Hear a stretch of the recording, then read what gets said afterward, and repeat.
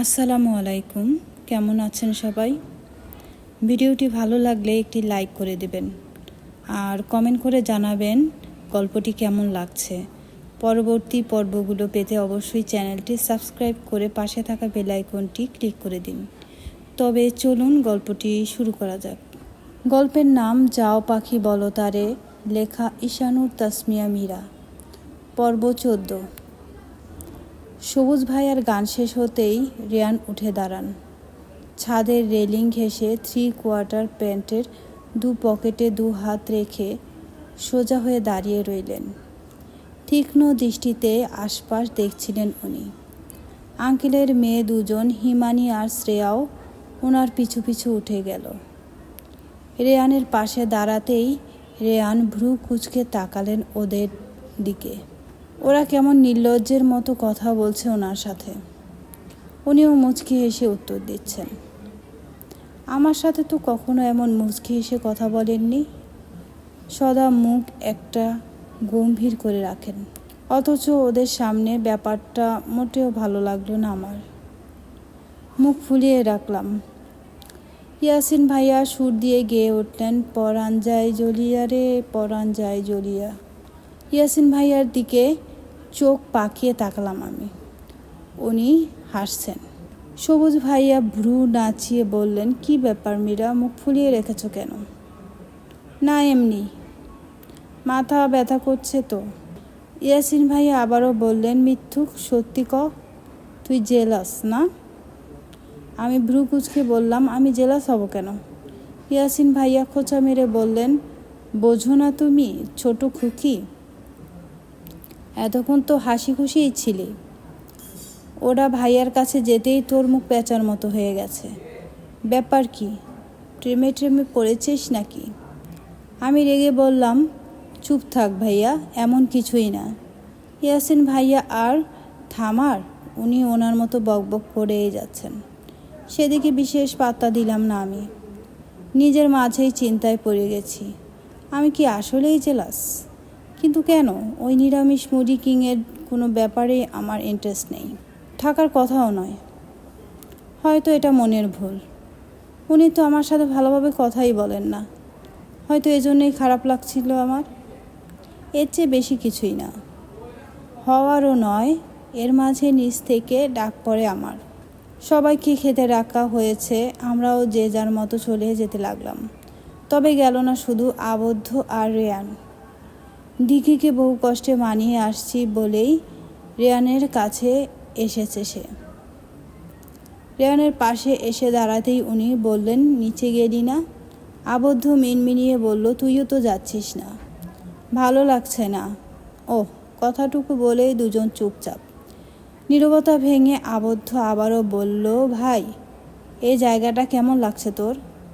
মোটামুটি। কেন? আমার একদমই ভালো লাগছে না। খানিকটা হাসলেন রেয়ান, বললেন, দিঘির জন্য তাই না?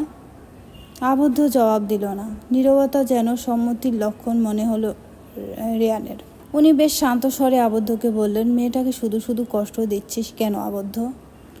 ছোটদের মতো মার খেতে চাস? তোকে কি বলেছিলাম মনে নেই? আমার কথার অবাধ্য হলে কিন্তু পানিতে চুবাবো তোকে।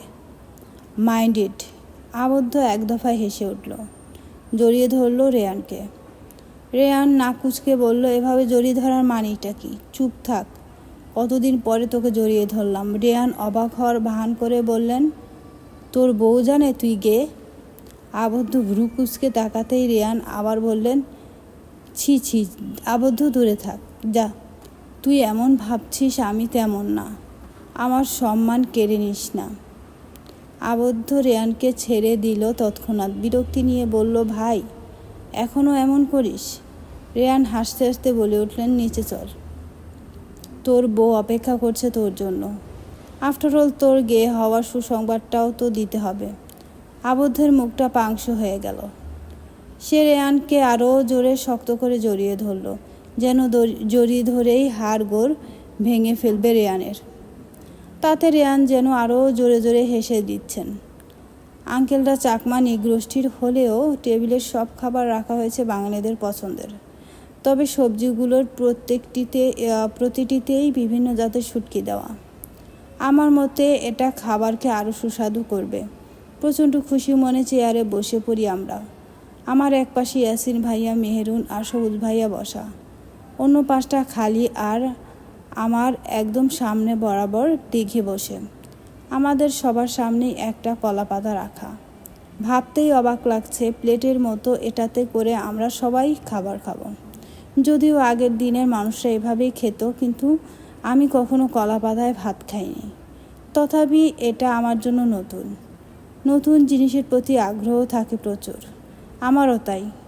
খুশি খুশি লাগছে কেমন। এর মধ্যে রিয়ান আর আবদ্ধ এসে পড়ে এখানে। আবদ্ধ এসেই দিঘির পাশে বসে পড়ে। সাথে সাথেই একটা মুচকি হাসি দিল দিঘি। রেয়ানও আমার পাশে চেয়ারে বসে পড়ে। আমি আর চোখে তাকালাম ওনার দিকে। ওনার মুখ কেমন হাসির আমেজ। খুশি মুডে আছেন হয়তো। কি সুন্দর করে কলা পাতাতেই চুপচাপ খাবার খাচ্ছেন উনি। সেদিকে একবার আর চোখে তাকিয়ে চোখ ফিরিয়ে নিলাম আমি। তখনই আঙ্কেল মুখে হাসি ফুটিয়ে বলে উঠলেন, ছোট রাজকুমার, কোনো অসুবিধা হচ্ছে তোমার? রেয়ান মুচকি হেসে নম্রভাবে বললেন, না, ঠিক আছি আমি। আঙ্কেলও মুচকি হেসে খাবারে মন দিলেন। তবে তার ছোট রাজকুমার ডাকটা ঠিক বুঝতে পারলাম না আমি। জিজ্ঞাসু দৃষ্টিতে ইয়াসিন ভাইয়ার দিকে তাকাতেই উনি বুঝে গেলেন আমার প্রশ্ন। নিজ থেকেই বললেন, এই আঙ্কেল আর নানা মানে তোর দাদার সাথে ওনার ভালো সম্পর্ক ছিল। জানি জিগার বন্ধু বলতে পারিস। আঙ্কেল নানাকে রাজকুমার বলে ডাকত। রেয়ান ভাইয়ের চেহারা অনেকটা নানার মতো হয়, ভাইকে ছোট রাজকুমার বলে ডাকেন উনি। আমার মুখে হাসি ফুটে উঠল। ইস, কি সুন্দর ডাক, ছোট রাজকুমার। ভাবতেই তার দিকে তাকালাম আমি। উনি খেতে খেতে ধীর কণ্ঠে বললেন, কি না খেয়ে তাকিয়ে আছো কেন? আমাকে কি?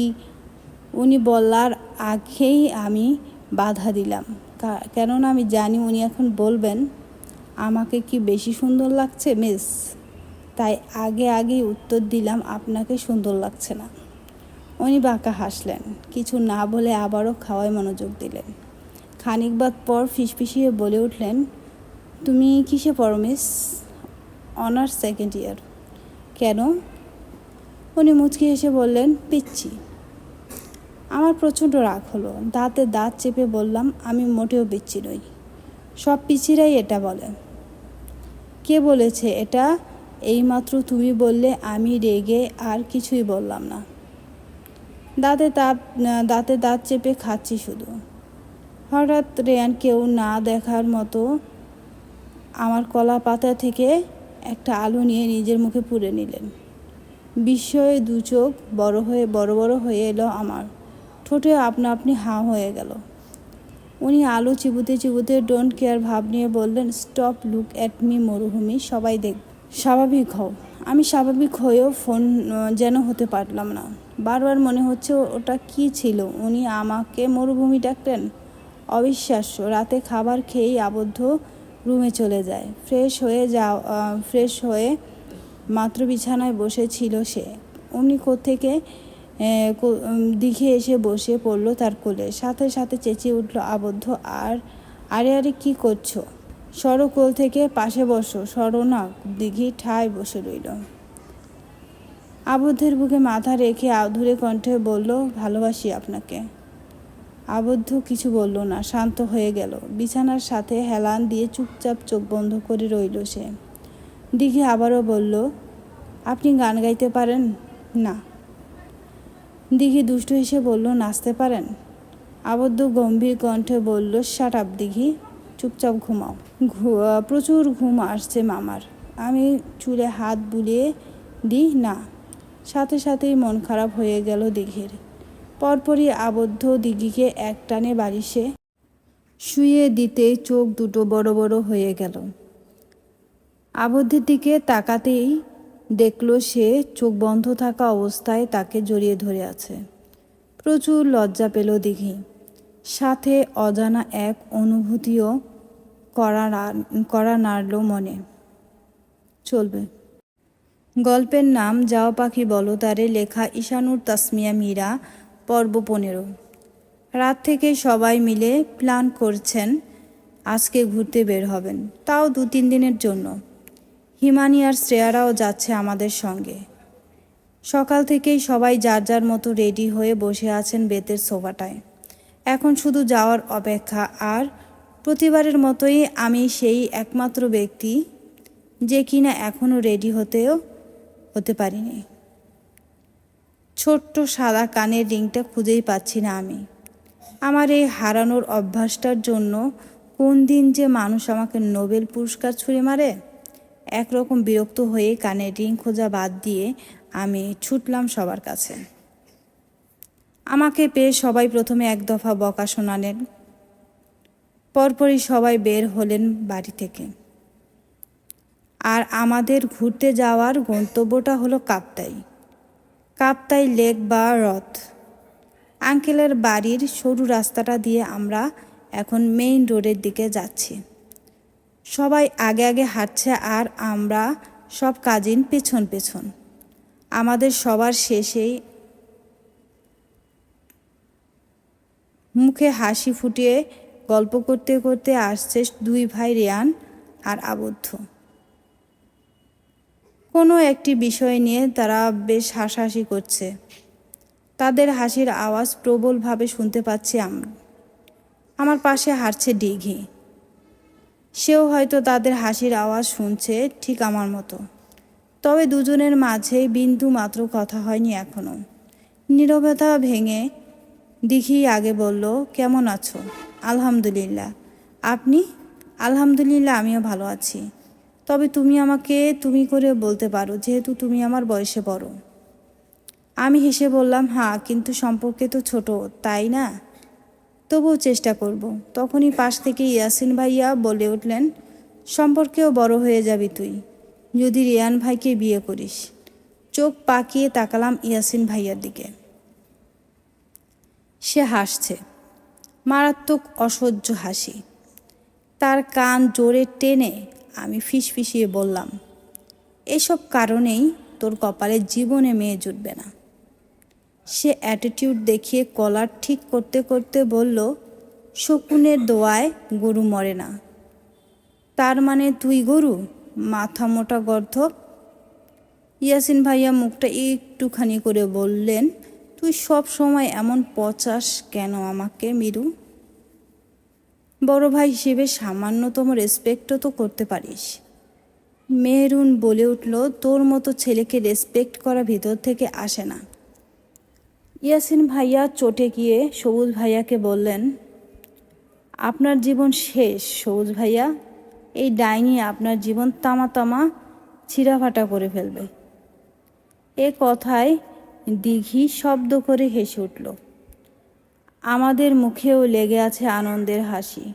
মেন রোডের কাছে আসতেই দুটো জিপ গাড়ি দেখতে পেলাম আমরা। একটাতে চাচুরা যাবেন আর অন্যটায় আমরা যে জিপ গাড়িতে বসে আছি সেখানে শ্রেয়ার একজন ফুফাতো ভাই মাংখাই বসে আছেন ড্রাইভিং সিটে। তার পাশেই বসে আছে তার বন্ধু। চাচুদের গাড়িতেও মাংখাইয়ের আরও দুইজন বন্ধু যাচ্ছে আমাদের সঙ্গে। ওরা মূলত আমাদের গাইড হিসেবেই যাচ্ছে আমাদের সঙ্গে। শুনেছি রাঙামাটি থেকে সাজেক পর্যন্ত প্রায় কম বেশি সব জায়গায় তাদের চেনা পরিচিত। তাছাড়া আর্মিদের সাথেও বেশ সখ্যতা আছে তাদের। সেই সুবিধার্থে কাপ্তাই যাওয়ার পারমিশনটাও সহজে পেয়ে গেছি আমরা। গাড়ি চলছে তার আপন গতিতে। শ্রেয়া, হিমানি, মেহরুন আর সবুজ ভাইয়া বসে আছেন এক পাশে। অন্য পাশে বসে আছেন ইয়াসিন ভাইয়া, আবদ্ধ আর দিঘি। এবং দুপাশের দু সিটেরই একদম মাঝ বরাবর বসে আছি আমি আর রেয়ান। সবার মাঝে বসে যেন আনন্দটা আরও বেশি বেড়ে গেছে আমার। সবার দিকে খেয়াল করতে পারছি আমি, তাদের আনন্দ দেখছি, হাসছি। তবে সামনে তাকাতেই মুখটা চুপসে গেল আমার। প্রথম সিটে বসেও হিমানি মেয়েটা কেমন হেসে হেসে কথা বলছে রিয়ানের সাথে। আমার মুখোমুখি বসা উনিও মুচকি হেসে উত্তর দিচ্ছেন। ইস, দুজনের কি হাসি! দেখেই গাটা জ্বলে যাচ্ছে আমার। কিন্তু এসব কেন হচ্ছে তা জানি না, আমি জানতেও ইচ্ছা করছে না। শুধু ওই মেয়েটাকে যদি একটু কথা শুনিয়ে দিতে পারতাম, যেমন অসভ্য নির্লজ্জ, এই আর কি। এছাড়া আর পারি কি আমি? শুধু মুখ গোমড়া করে বসে আছি আমি। তার একটু পরেই ফোনে টুংটাং শব্দ বেজে উঠল। আননোন নাম্বার থেকে মেসেজ এসেছে। ওপেন করতেই দেখলাম সেখানে লেখা, মিস, মন খারাপ। মিস শব্দটা দেখেই বুঝতে পারলাম এটা কার মেসেজ হতে পারে। কিন্তু উনি তো আমার সামনেই বসা, এভাবে মেসেজ দেওয়ার কি আছে? সামনাসামনি একটু বলতেই পারতেন। মুখ তুলে সামনে তাকালাম আমি। উনি ফোন হাতে নিয়ে বসে, দৃষ্টি ফোনেই, আশেপাশে তাকাচ্ছেন না। মুখের ভাবগতি দেখেও কিছু বুঝতে পারছি না আমি। তাই শিওর হওয়ার জন্য মেসেজ দিলাম, আপনি রিয়ান ভাই? মন খারাপ কেন? এবার ভ্রুটা কুঁচকে গেল আমার। উনি রিয়ান, সামনে থেকেও কেউ SMS দেয়? তারপর আমার নাম্বার কই পেলেন? সে ইয়াসিন ভাইয়া দিয়েছে। আবারও টাইপ করলাম আমি, আমার নাম্বার কোথায় পেলেন? তোমার না জানলেও হবে, যা জিজ্ঞাসা করেছি উত্তর দাও। আমি ঘাটতেরামি করে লিখলাম, দেব না। লিখেই ওনার দিকে তাকালাম ওনার রিয়াকশন দেখার জন্য, কিন্তু কোনো প্রকার রিয়াকশন দেখালেন না উনি। উল্টো ফোন অফ করে প্যান্টের পকেটে রেখে দিলেন। মেতে উঠলেন সবুজ ভাইয়ার সাথে কথা বলতে। আমার দিকে একবার তাকালেনও না। এত অ্যাটিটিউড যে উনি কোথায় পান? এদিকে কথা বলার ফাঁকে ইয়াসিন ভাইয়া মাংখাইকে জিজ্ঞাসা করলেন, আমরা কোন রিসোর্টে যাচ্ছি মাংখাই? মাংখাই নম্রভাবে চাকমা বাংলা মিক্স করে বলল, আমরা বড়গাং রিসোর্টে যাচ্ছি। ইয়াসিন ভাইয়া ভ্রু কুঁচকে বললেন, এটা আবার কোথায়? তখন রিয়ান ধীর কণ্ঠে বলে উঠলেন, রাঙামাটি কাপ্তাই সড়কের মগবান ইউনিয়নের মোরঘোনা এলাকায় অবস্থিত। এটা বেশ নাম করা। এবার আবদ্ধ বলল, আমরা যে রিসোর্টে আগেরবার গিয়েছিলাম ওইটা না ভাই? রেয়ান ছোট্ট করে আবার জবাব দিলেন, কথাটা শুনে দিঘি আবদ্ধকে বলল, আপনি আগেও কাপ্তাই গিয়েছিলেন? আমাকে তো বলেননি। তুমি ছিলে নাকি তখন? দিঘি মন খারাপ করে বলল, তাই বলে বলবেন না? আমি জানি, আমি না আপনার বউ? বউকে সব কিছু বলতে হয়, অতীত, বর্তমান, ভবিষ্যৎ সব। আবদ্ধ সরু চোখে দিঘির দিকে তাকালো। দিঘি আবারও কিছু বলতে নিলে ফিসফিসিয়ে বলে উঠল, আর একটা ওয়ার্ড তো তোমাকে কাপ্তাই পানিতে ফেলে দিয়ে আসবো, চুপচাপ থাকো। দিঘি আদুদের গলায় বলল, আপনার কাঁধে মাথা রাখি। আবদ্ধ উত্তর দিল না। এটাতেই সম্মতি মনে করে দিঘি ঘাড়ে মাথা রাখতে গিয়েও রাখল না, কারণ আশেপাশে অনেক মানুষ। শুধু আবদ্ধের বাহু জড়িয়ে ধরে রইল সে। আবদ্ধও কিছু বলল না।